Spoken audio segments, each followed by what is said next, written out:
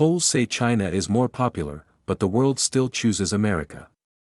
A Pew Research Center survey released on July 15, 2026, found that people in 25 of the 36 countries and territories surveyed hold a more favorable view of China than of the United States, and that Chinese leader Xi Jinping is viewed more favorably than President Donald Trump in 22 of those countries. Chinese state media and several mainstream outlets have framed the findings as a victory for Xi and the Chinese Communist Party and a setback for the United States. However, that conclusion is based on a single survey.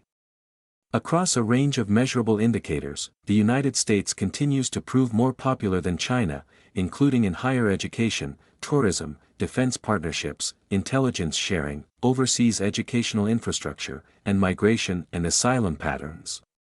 Interviews were conducted from February 8 to May 13, 2026, among 42,151 respondents across 36 countries and territories. The United States retained a favorability advantage over China in Japan, India, South Korea, the Philippines, and Poland.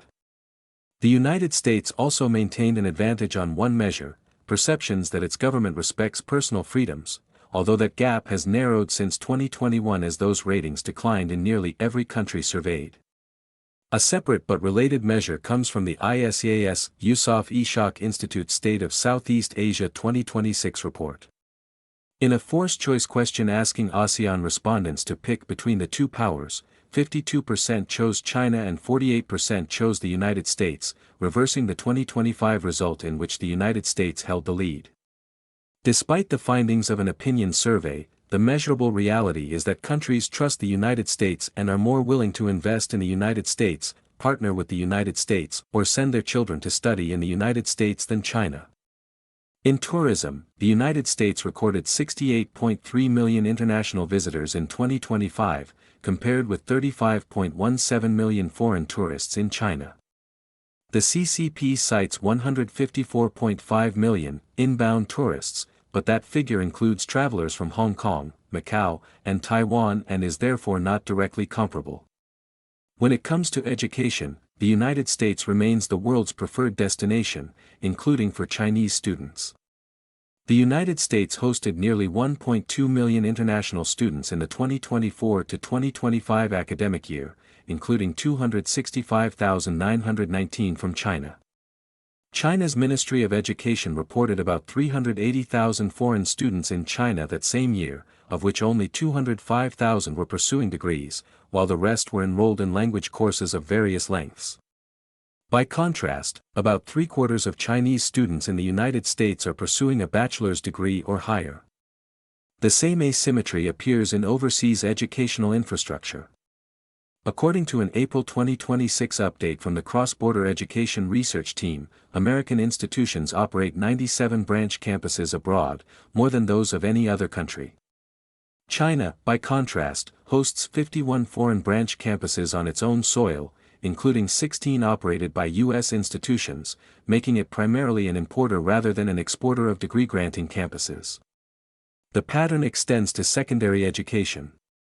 For the 2025 to 2026 school year, the U.S. State Department assists 192 American schools abroad that award U.S.-accredited high school diplomas. No comparable Chinese government-backed network of overseas schools awarding Chinese diplomas to host country students could be found. Most Chinese international schools are located inside China and serve expatriate families or Chinese students preparing to study abroad, which seems to support the conclusion that the United States, rather than China, is the preferred destination for education. China's only significant attempt to export educational institutions is the Confucius Institute Network, Chinese government-funded centers that offer Chinese language instruction and cultural programming on foreign university campuses. It has followed the opposite trajectory. U.S. host institutions peaked at 118 in 2017, but only 10 remained open as of March 2026. Other countries are also pushing back. Apart from the United States, 10 countries, including Canada, Australia, France, Germany, Sweden, the Netherlands, Belgium, Denmark, Spain, and Switzerland, have closed some or all of their Confucius institutes over concerns about academic freedom and foreign influence. Sweden closed its last institute in 2019, becoming the first European country to eliminate the program entirely. By 2025, 6 Australian universities had closed theirs or allowed their agreements to expire. On defense partnerships, the United States maintains formal, Senate-ratified mutual defense treaties with more than 50 countries, including NATO's 32 members, 5 bilateral Indo-Pacific Treaty allies, and parties to the Rio Treaty. It also designates 19 countries as major non-NATO allies. By contrast, China's only formal mutual defense treaty is its 1961 pact with North Korea. Countries also continue to trust the United States with intelligence sharing. The U.S. anchors the Five Eyes alliance with the United Kingdom, Canada, Australia, and New Zealand and maintains bilateral intelligence sharing arrangements with dozens of other partner nations. China has no comparable multilateral intelligence sharing framework. Migration patterns further belie the claim that China is now more popular than the United States. As of January 2025, about 13 million people held green cards in the United States, including roughly 800,000 born in China, according to the Department of Homeland Security's regional breakdown. By contrast, fewer than 20,000 foreigners hold permanent residency in China. Asylum patterns tell a similar story. An estimated 178,725 people applied for asylum worldwide in 2025, with 147,909, more than 80%, filing in the United States.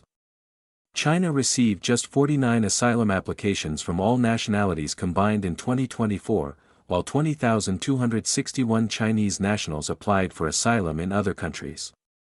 No record could be found of an American ever applying for asylum in China. Claims that China is more popular than the United States appear to be an emotional reaction to some of Trump's policies rather than a logical rejection of the United States or a well-thought-out embrace of the Chinese Communist Party.